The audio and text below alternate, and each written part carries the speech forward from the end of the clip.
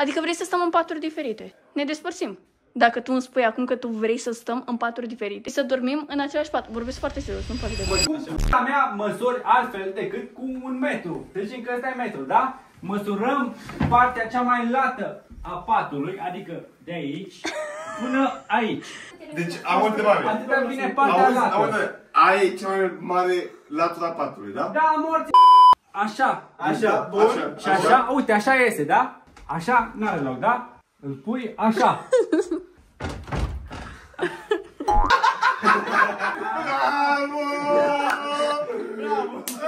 Bun, hai să vă salutăm. Ăștia cred că eu sunt prost cum ar veni, da. Eu tare... Da, dar numai bine nu trageți noptiera de acolo. Nu, lasă să ne chimim. Nu a scos patul? Uite, te salută asta. Pain te salută. Da. Mere, intră. Oare dacă scoatem astea, să devină mai ușor? Nu mă întreba, de ce? Doar... Am băut doar apă, cum ar veni. Bă, voi doi aveți o scuză, dar Edi, că gen n-a băut nimic. Mai înțeleg, da, Edi? Ai băut vodka Nubis? Zi! Brandul meu, vodka Nubis. Și ia zi cum promovezi. Party mare, 200, 300, 400 de persoane și la 0000 sună alarma și dintr-o dată plouă după scenă, cum ar veni cu un furtun mare și voi sunteți acolo dansați. Și cum fac oamenii când plouă cu vodcă? Plouă dintr-o dată la 0000 după ce se termină alarma cu alcool. Și cum fac oamenii când începe să plouă cu alcool? Ziceți voi de cea mai tare idee de marketing. Ia uite, praf, sub ăla. Nu intră. Întrerup acest vlog pentru a vă spune să intrați neapărat acum pe Mare Cadou, pe linkul din descrierea profilului meu. Îl găsiți și pe Instagram și aici pe YouTube și pe TikTok, peste tot. Intrați acolo, faceți-vă cont de să câștigați corvetul, nu uitați. Bă, Edi, dărâmăm casa! Nu cape! Nu cape, proste. Uite, Sebi a avut dreptate, că nu cape! Dar nu din măsurătoarea lui am făcut. Ba da, uite, din măsurătoarea lui! E ceva aici, după? Dar nu poți să deschizi ușa. Da, tot cu ușii!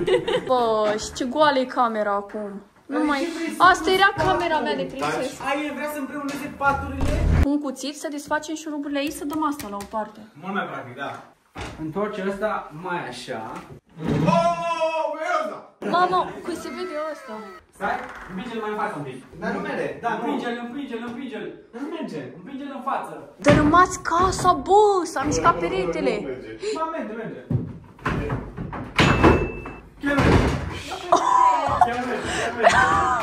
Vedeți că mai aveți o ușă? Da, eu am tras de el să meargă. Ușor că simt că se rupe. I-am obosit. Și ăsta e patul ăla. Adică voi dormiți în paturi separate? Le lipim. Le lipim. Edi e mare rău. Și n-ai loc cu patul încolo, că nu mai ai loc în partea aia. Și acum cum îl bagi? Tocmai că nu intră acum, n-ai cum să-l bagi acum. Trebuia rotit. Cum are că trebuia rotit? Cu partea asta, prima. Ba da. Ba da, ca să poată să intre mai întâi cu aia. Că dacă oricum partea asta intră și aia, dar dacă partea aia intră și aia nu intră, care o să ajungă la fel aici. Ia să, stai mă, că poate Sebi. Hai Sebi. Nu, lasă să ne chimim. Îți dai seama, Miriana, dacă eram la bloc acum? Împinge-l, bro. Da, astăzi ai reparat și perdeaua, acum repar și patul. Ușor că îmi detectezi cât tu. Stai. Dai. Uite, ca un... blițul, de ce pornești blițul? Nu mai pornește blițul, nu mai pornește blițul, bun blițul. Hai bă, zici ce e bun blițul, că face lumină. Adevărat și asta. Gata, că trebuie să ieșim și pe balcon. Cum ai ieși pe balcon? Gata, coaie! Presi că se desmembrează. Ușor. Da. Ai fi zis? Nu merge. Nu merge, e greu, 2 ore de muncă. Am făcut 10 minute. Ăsta o să fie mai înalt decât ăsta, nu o să pot să stau lângă tine. Mamă, E bine, Tu și asta stă doar așa, la mișto? Nu, că, uite, e prinsă gen aici. Are de-asta, știi. A intrat în gaură. Da. Gata. Gata, că nu pot să stai așa. Dar oricum stă. Da. Asta de pat. Te chiui degeaba. Te tu deoparte. Mie nu vine să cred că a intrat patul ăsta acolo. Ai nevoie doar de 3 oameni beți. 2. Eu nu-ți bea. Nici eu n-am dormit. Păi nu vine, că mâna mea acolo. Dar are găuri, de ce n-ați băgat mâinile în găuri? Am băgat mâinile în găuri. Nu e că nu intră. Țărane. Nu, Sebi le rupi. Dă-te jos, Sebi. Cum să le rup, mă? Că de astea sunt făcute, să stai pe ele. Nu stau ca lumea. Poate aia dată mai așa? Ia, încearcă să bagi până într-o gaură. Ia, dă-te. Doar nu aruncați, vă rog, nu aruncați, nu fiți proști. Gata, bun!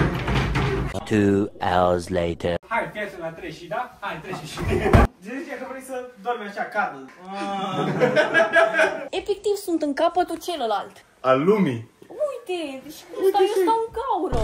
Și dacă mâinile vezi, uite, intru în toată gaura asta. Oricum, secretul longevității relației este când aveți ocazia să dormiți și separat. Că face bine și ție și ei să mai dormiți separat. Vă spun eu că am eu o relație de lungă durată. Ești la 2 Nu, pași. înseamnă că nu mă iubești dacă nu vrei să dormi cu mine. Nu. Am filmarea, ți arăt. N-am zis asta. Este la 2 pași. E bine. Și uite acum pat matrimonial. Să știți că Eddie de fapt este un romantic incurabil și acasă el se comportă foarte diferit cu mine, nu cum îl vedeți voi în online. Se mângă. Dar nu să ne învelim așa unii cu alții.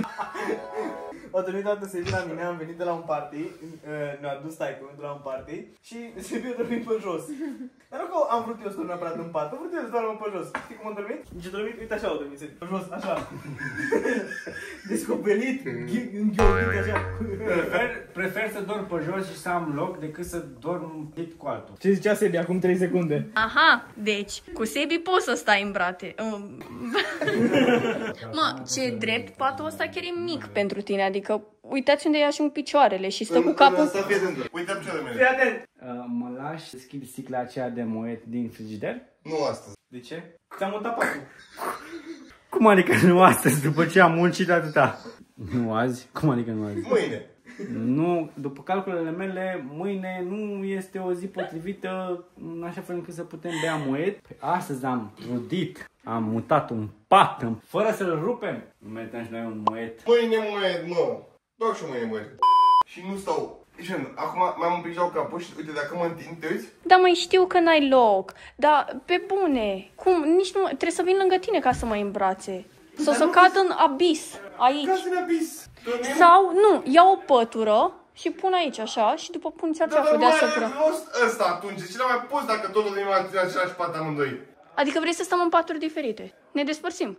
Dacă tu îmi spui acum că tu vrei să stăm în paturi diferite, să dormim în același pat. Vorbesc foarte serios, nu fac de Mă jur că eu vreau să dormim tu în asta și eu.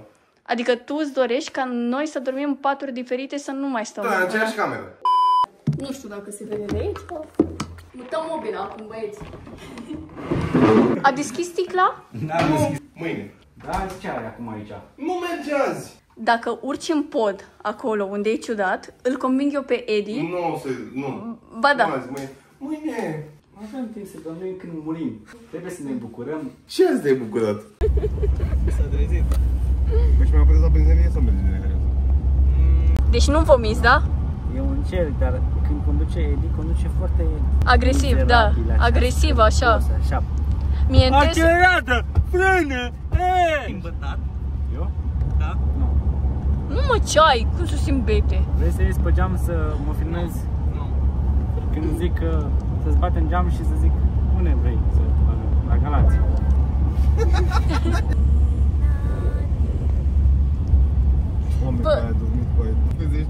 Eu, ca să vomit, am nevoie de cisterne de alcool, nu 2 sticle. Ai vomitat după un shot instant. Că era de țuică și eu nu suport. Da, chiar n-ați băut mult. Păi n-am băut mult, am băut 2 sticle. Păi și astăzi ai mâncat doar KFC-ul ăla sau ai mai mâncat? Poate E doar KFC-ul ăla. Păi de asta înseamnă. Nu, am mai găsit pe la voi pe frigider. Ce Păi din cauza asta probabil te-a luat. Dar nu m-a luat, că nu-s beat. Nu până la benzinărie. Eu fac așa doar pentru vlog. Bine, s-a luat ideea. A, eram sigură că ideea le-a luat. Și în asta se face cel mai bine carnea și în asta fac asta.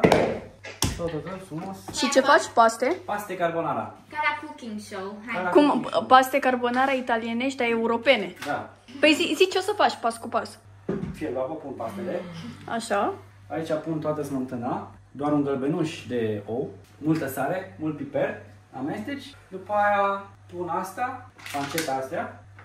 După aia pun sosul ăla în ea. Și după aia pun pastele fielte în tigaie și le amestec. Și o să iasă n-ați mâncat. E specialitatea ta? Da. Am preluat ideea la Sidea și... Tare. Tare, nu? I-am spus să mă învețe această rețetă. Vezi, eu când zic că vorbești non-stop de Sidea, mă contrazici. Păi dacă să ale iei și de la ea am învățat rețeta, eu dau credite. O, da ce mai gagică belea. Păi nu poate să le facă, zi Sebi. Ce-a uitat, mă? Serios, a zis adineauri, n-ai fost atent? Flecma? A uitat piperul, sarea, n-are ce să pună. A uitat ouăle. El văd pe masă. A uitat pas. Și la 30 de ani fac operația aia și mă gen ca să cresc, pe bune. Să trebuie să te înalți spre ceruri dacă o faci și tu, poți să ai muri de aici de sensibil. Eu? Ești sensibil. Eu? Da. Nu cred că are treabă. Sau? Tu ești un om sensibil. Tu dacă alegi, sunt foarte... răcești. Cum arată iPhone Deci, hai să vă 17? arăt cum arată iPhone 17. Mie mi se pare foarte dezamăgitor, sincer, dacă e ca să mă întrebați pe mine. Păi și când îl lansează? Probabil în toamnă. Eu mă întreb ce o să fie, când o să fie iPhone 20, 25, iPhone 30, sună deja ciudat, doar nu ar trebui să vină cu un altceva, gen? Ba da, ar trebui să schimbe. Uite, am găsit. Deci, practic, iPhone 17 arată ceva de genul. Nu se pare că arată un pic gen... Zici că e Huawei sau... Nu seamănă cu cum arată Huawei, că parcă ei aveau o cameră așa. Dar, deci mie mi se pare că seamănă cu un telefon, dar nu dau seama cu care. Dar nu mi se pare urât. Nu cred, mă. Adică, ba, e posibil să fie camera lui. Nu mi se pare neapărat urât. O să arate ca un Huawei. Nu? N-am dreptate? Stai mă, vede, să vedem. Eu am prins telefonul ăla cu... Nu cu... Știi ăla de întorceai așa... De erau numerele pe el și trebuia avea o gaură aici și tăia până ajungea. Ălea le-am prins și mă chinuiam să îi sun pe ai mei și nu reușeam niciodată să pun numărul. Din ăla fix de învârteai de știi de care zic, nu? Eram oameni random și făceam farse. Tu ai 38, nu? Sunt născută în 98. 38. Fac 27. În ce an ești? În 2000. What the fuck? Tu în ce an ești? 2001. 2001? 2000? Și Sunt în 15 iunie 2000. Shady în 2000. Sigur? Da. Mamă, e diferență de 2 ani și 3 ani. Dar de ce vă place? Ars! Ce ars, mă? Vreau să ardă baconul ăla. Panceta. Mie nu-mi place ars. Ars e foarte bun. Ars. Și pune unt. Da, dă-n cur. Pune sare. Ai pus ulei? Ia să vedem cum sunt pastele făcute de Sebi. Ia uitați cum arată. Da, stai să mă ca la film. Bă, chiar sunt bune, bravo. Nu, sunt foarte bune. Da, care-s bune. Bine, bă. Gata, ți le-am subt, hai să ne uităm la film.